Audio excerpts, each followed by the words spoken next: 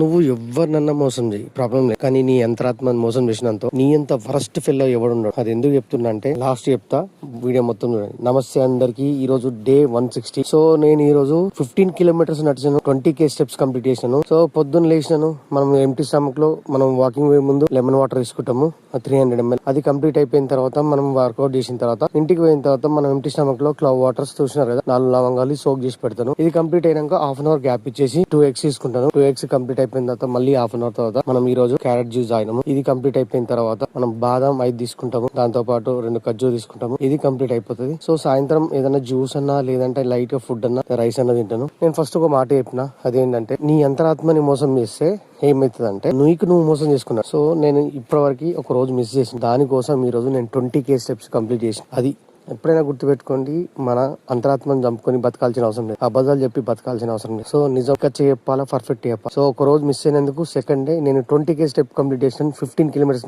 అది మనం ఈ 300 days ఛాలెంజ్ లో ఇంకా పర్ఫెక్షన్ రావాలి కాబట్టి ఒక్క రోజు మిస్ అయినా జెన్యూన్ నేను మీకు వీడియోలో చెప్తున్నా. Love you all. మళ్ళీ రేపు కలుద్దాం.